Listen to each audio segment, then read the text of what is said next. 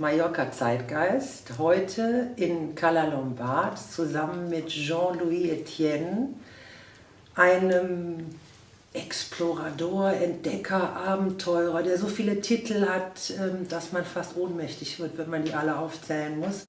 Und es wird heute sehr lustig, weil wir werden ein Interview machen, wahrscheinlich auf Englisch, Deutsch und Französisch. Es wird ein bisschen durcheinander, aber manchmal ist das so, wenn man internationale Gäste hat. Und ich habe ein irrsinniges Glück, dass ich heute eben Louis Étienne hier habe. Der Mann, der so viel zu erzählen hat, dass ich gestern bei den Vorbereitungen fast in Ohnmacht gefallen bin, weil ich gar nicht wusste, womit fange ich an und mit welchen Fragen.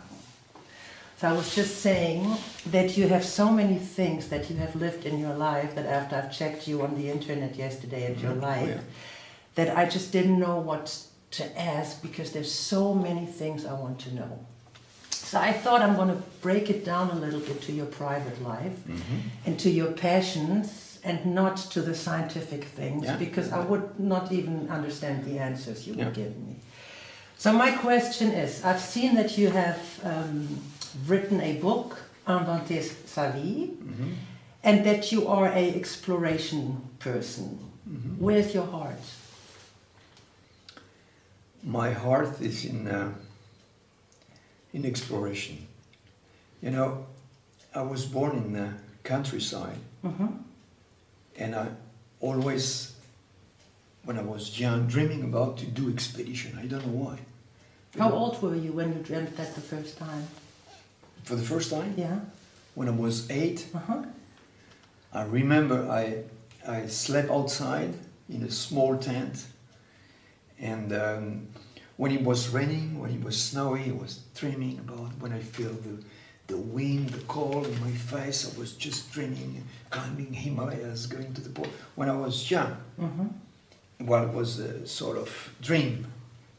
And then, well, I've been several places as medical school, and then when I was doctor, I decided, well, now it's a time to go in expedition.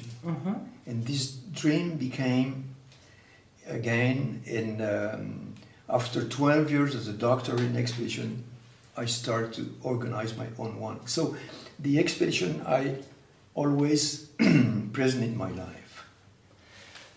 At one point, when you were following your dream, you decided that you have to let the world know, especially young people, that they should follow their dreams. And this is why you wrote the book. Yes, now, well, I do many lectures, and the idea is to say to everyone, if you have a dream, follow the dream. But it is not the easy way. Yeah. It's always difficult to keep your dream, and the major thing is to persevere. Persévérance. Yeah. Voilà. Moi, je l'ai vu ailleurs dans l'internet que c'est un mot très important. Oui. J'ai réalisé, quand je regarde ma vie, je me rends compte que j'ai résisté. May I speak French? Whatever you're comfortable with. Good. J'ai résisté à la tentation de l'abandon du projet. Et quand je parle de mes expéditions, on me dit, pour toi c'est facile parce que tu as la passion. Mais la passion, c'est comme le feu. Si on ne met pas le bois, si on ne met pas les bûches, ça s'arrête. Et souvent, les bûches ne sont pas dans le jardin, elles sont des fois très très loin. Et donc, quoi que tu fasses dans ta vie, que tu décides de faire, reste le plus près possible des choses qui t'animent, qui te font rêver. Yeah, but I don't think passion is enough. I mean, you have to have a tremendous amount of discipline to do what you've done. Well, it's a job. Yes, it's a work. It's not just... People ask me, where are you coming from? What's the next? To organize an expedition is a lot of work. To collect people, to collect technical solutions, and to collect money. Yeah. That's the harder thing to do. I want to know, because I know from when we met the first time that the path from you becoming a doctor has not been that straight. There was a person who saw something in you and said, I'm going to empower this young man and help him go another way he's doing right now in his profession. And I want to know a little bit about the person. Who was that person who said he has to go to another kind of school and make another career? Yeah, when I was at the, you say primary school, first school, I was not very interested, you know. And then my idea was to be a carpenter. So I said, That's so funny. I like to be a carpenter. I like the wood. I like the smell of the wood. I like everything. And I was working when I was young. I spent many times working on a small piece of wood with a carpenter. And then I went to the technical school to learn as a professional. But it was not, il n'y avait pas la place. It was not room enough. I mean, I don't know. It was not possible to do carpenter. So they said, mechanical school. So I went to the mechanical school. And I started to be interested because when you are in a technical school, mechanical school, you are, people appreciate you on what you are doing with your fingers, with your mind. And then I started to be very interested by mathematics, and I came back je suis revenu dans l'école avec intérêt. And the mathematics teacher said, well, these guys can be something else. So I went he oriented me to the baccalaureate. High school, no, college or high school? High school. And I said, what am we doing with this baccalaureate? Never I thought to have the baccalaureate. I said, well, now everything is possible. What's your family background? What did your parents do? My father was tailor, making clothing, and my mother was working in a shop selling clothing. Yeah. Did they ever get to see your success? They always give me the freedom to do what I want to do. When I said I want to be a carpenter, I said okay. And then one thing is, after the baccalaureate, I decided, well, the idea was what to do, make engineer, architect, and I decided to go at medical school. My father was not happy with that decision. That is funny. What to do, he never dreamed about to have a doctor in the family. You know, the doctor, that's other people, the bourgeoisie, and my father was lost. He said, well, he worried about the length of the studies and said, don't worry, I will be self-sufficient, I will work. And then I decided to go to the medical school. And but did he get to see your success? Did he get to see what you did, what exploration work you did? Je comprends pas. S'il a vu le succès que vous avez obtenu. Oui. Oui, il a vu quand vous avez arrivé au pôle Nord. Oui, mais avant ça, il a vu le succès à l'hôpital parce que I was interned in surgery, bone surgery, and it was good because bone is mechanics, you know. Claro. Claro, huh? Yeah, I was very interested by that. And he appreciated, I was doctor intern in the hospital. He was proud of that, of course. And the person who said you should do the baccalaureate, did this person get to see your success? Yes. She's still alive. How old is she now? I think she's 92, 95. She's still alive and she's... still bright. Bright, yes. Yeah, super. I talked with her last year. And so she said, yeah, I know what you are doing, yeah. What was the first expedition you did? The very first one? The very first. Because I always said the first one was when I was 8 years old. I spent the night in a tent. That's what huge expedition was when I was 8. The first one was in 1975. I went to Patagonia. Yeah. Tried to climb El Cerro Torre. It's a very wonderful mountain. Difficult, but I didn't climb on top. And that's what the first one, because I spent 3 months making a hut, a cabin, Yeah. and fishing, and well, the real life, outdoor life. Was it dangerous? The mountain is dangerous, yes, but Yeah. most of the time was windy, cloudy, the weather was not good. But I very enjoyed this outdoor life. I was making bread, fishing, live outside. That was my dream. And I spent 3 months there in Patagonia. I really enjoyed that. That was the first one. And on the way back, I stopped in Rio de Janeiro. Mm-hmm. And I said, maybe there is some... It was a racing vessel. Mm-hmm.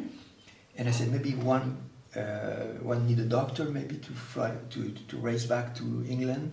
Doctors are always needed. Yeah, and I asked, no, everybody said, no, we have doctors, sorry, no. And at the airport, I met a famous French guy, Eric Tabarly, was a famous sailor. And I saw this guy and said, you are Eric Tabarly? Yes. And he said, well, what do you want? I said, what are you doing here? He asked me. I'm a climber and I'm alpinist. He was interested, but I'm an alpinist? He said, yeah, what are you doing? And I said, if you need a doctor for your next race around the world, Here I am. Mm-hmm. I will take the time. I can be efficient on board. And 1 year after, he wrote me a letter. If you really want to come, so I did the racing race around the world. Around the world. Yeah. Because you just say it like in a sentence on the side. Around the world. Yeah, 1 year. So this was your second big expedition. We can say that, yeah. Before that, I crossed the Atlantic Ocean. I was It's kind of boring if you can do the entire world. No, very interesting. I was doctor on the sailing boats with drug addict people to organize a rehabilitation. Yeah, so it was an interesting journey. We crossed the Atlantic Ocean. Yeah. How many months? Altogether 3 months. Did Because they we get out didn't clean? stop. More or less. Some, yes. It's The difficult. percentage? The percentage? Oh, the percentage is, we can say 10%. Got out clean. Yeah, because to cross the ocean takes one month, especially with this sailing boat. Was very slow, an old one. Yeah. And the beginning is difficult, of course, for those people. And then another life became, some of them at the end was healthy, clean, and ready for a new life. Yeah. But 10% did get out clean. Mm. But that's not a lot. Well, it's a lot. It's Because difficult. I'm just asking myself, if they're on the ocean, where do they get drugs? We are out, yeah. So there should be more getting drug-free or Yes, reviving but drug-free. there is not only a problem of drugs, it's a problem of kind of life. Mm-hmm. What to do. We are, yeah, and you have to take care of these people when you arrive at the other side. Take care, is okay now, is healthy, is ready to do something. And you have to help him to do some job. Okay, and the question is if they're still clean when they get out of the boat without the protection. Yeah. Okay. I was wondering, with all the expedition you did, you had a family, you had a wife, I suppose. Do you have children? I've been the man of my life for 55 years. Uh-huh. You understand that? Yes. J'étais l'homme de ma vie Yeah. pendant 55 ans. Qu'est-ce qui passait So pour changer? I had the freedom to Yeah. to do whatever. I did so many expeditions, and I had the freedom to do it. And then, I have two boys now. Yeah. I got 2 wives, and the last one gave me 2 What did they boys. say when you said you're going to go on expedition? Well, they know me before, of course. They know my life before. They agree at the beginning. Yeah. And you going on that expedition knowing that you have children at home? No, I have children. My children are very young. They are 14 and 16. Mm-hmm. Ulysse and Elliot. And we have been in expedition with the family. To where? To Clipperton Island. Clipperton is a very small, teeny island, very small, in the Pacific Ocean. And their English name, but it is a French island. And we did a census of the vegetation, of the marine life. We spent 4 months on this island. With Ulysse was 9 months, Elliot 3 years. So we did the expedition together. What are you afraid of?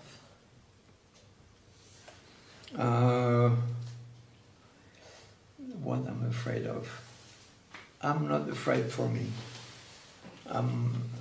Well, I have children, you know, and this is I realize it's a huge responsibility. This is I'm concerned by now. Yeah. More than me, you know. I did my life already. I have some other projects, but I'm more concerned by the future of my children. When I looked at the videos about you yesterday, there was one video that really made me laugh because of the style and the class you have. They show how you get to the North Pole, to that point, and how you put the stick in the ice. Yeah. And you really get a bottle of champagne out Yeah. of there. That totally freaked me out. I looked at it like 5 times because I couldn't believe how much class a French person, I mean, you have to be French to have so much class, to get a bottle of champagne and put it in the North Pole. Of how many days? 63 days? 63 days. You were walking, right? Yes. You were carrying this champagne bottle with you? No. The Oh, don't take my illusion. I love that idea. It asks for the champagne. No, you know, it's 1 kilo, and it was better to bring 1 kilo of food. Of course. Yes. Yeah. But I ask for champagne, of That's course. super. I like that so much. So what's your latest project? What are you doing now? I'm working since 7 years on the next one. Yeah. Do we need the globe? Yeah, I bring to you Okay. things you will understand. Yes, and the others. Well, this is North Pole. We talk about the North Pole. You see, the North Pole is in the middle of an ocean. On the other side, the South Pole is in the middle of frozen continent. Yeah. If you look at the southern hemisphere, A lot of water. no, look at the northern hemisphere, you see continents. Yeah. On the other side, Water. is a huge ocean. And all the scientific publication ended by the same thing: we need to go there. We need in situ measurement, but it's very far. It's too expensive to manage a lot for a long period of time campaign. So I said, what kind of vessel we can design to stay on this ocean, self-sufficient in energy. Yeah. But And, why would you need to go there? What do you have to do? Why do you want to go there? Why? Yeah. Well, there is many interesting things. First of all, is this huge ocean. It's cold water, and the CO2, carbon dioxide, we emit in quantity, and is dissolved in the cold water. So, what's this ocean? What's role played this ocean in the climate? This is a very important question. And we're going to try. Because you say the climate, the Earth is sick. It's in a sick state. A chronic sick. Chronic disease. Okay. Small temperature. You know, the elevation of the temperature of the Earth, the elevation 1 degree in 1 century, years. in 100 years. So you cannot feel it. But it's like the chronic disease, you know, you don't feel it really. You have 37 plus 1, 38. It's a small fever. Yeah. And this is what's happening with the Earth. Exactly, actually. yeah. It's And in a it's little the small beginning of the fever. complication. That's where we are. And we want to know the role of this ocean, what the role of this ocean play in the climate. And you need a special vessel, which is another word for boat, because I didn't know what a vessel is. You heard about the roaring 50s, that's a place where the wind is strong. The waves are huge. So we need a vessel with a keel. We will have 80 meters below the sea level. You know when the wind blows? When the wind blows, when the wind blows, you have waves and waves, and then the sea is calm below 30 meters, for example. Yeah. So when you have a vessel with 80 meters below, there's more stability. it's stable, yeah. And this vessel is stable enough to offer the safety and quality of life on board of the vessel. Yeah, and it will drift. This is a current, a huge current, Antarctic circumpolar current, and we will start in the current, and we will circle. How many people working on it?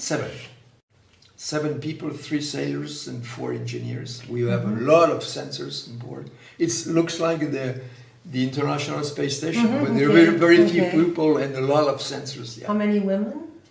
The first captain will be a woman. Yeah. From where? From France? From France, yeah. And did you already get the money together for that project? I got the money from the French government. It takes 3-4 years to convince the government to invest in this project. So the government will pay for to build the polar pod. The name is Polar, the polar region, pod, P-O-D.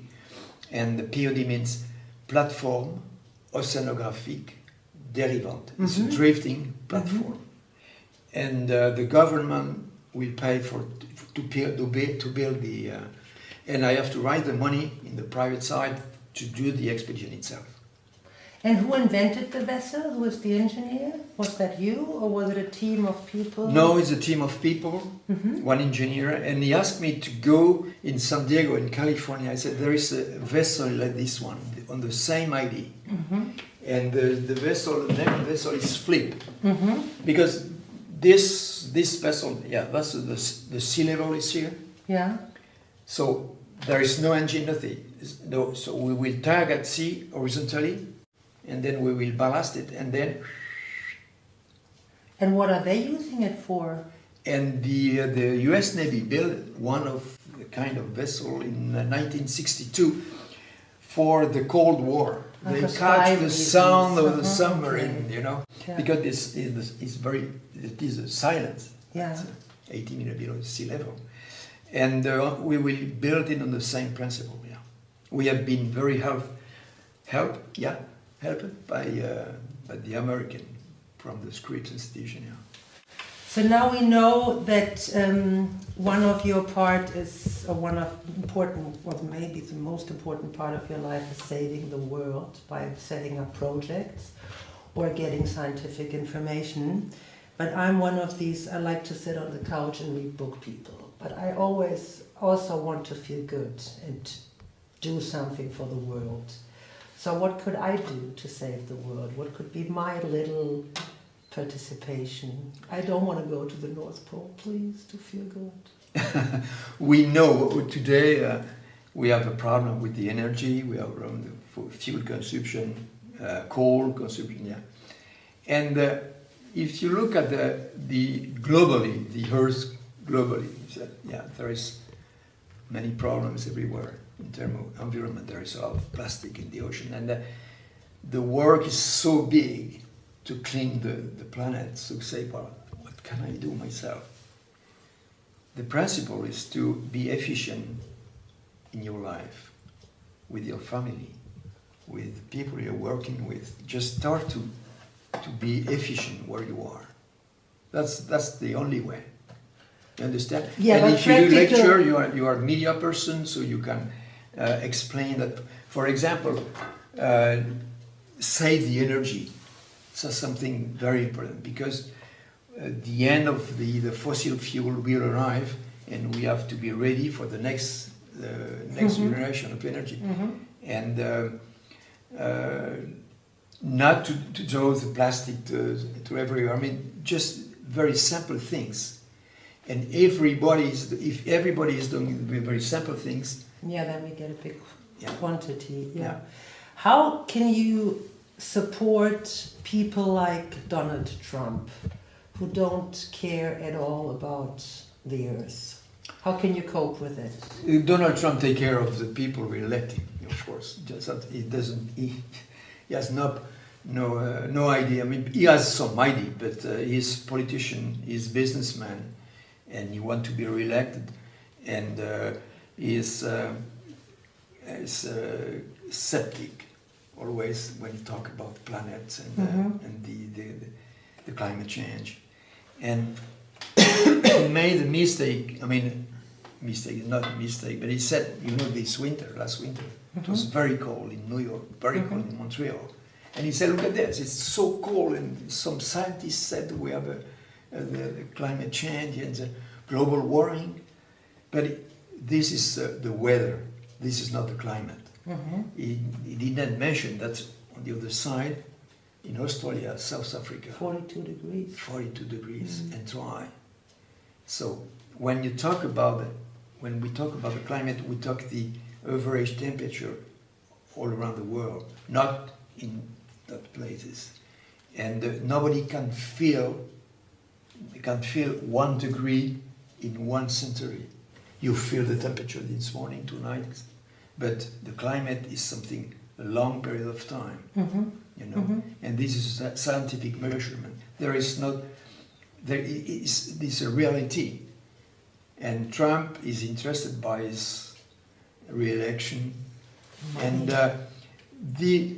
his idea are not really good. And said, well, the miners have to work. Mining is the worst thing for the climate.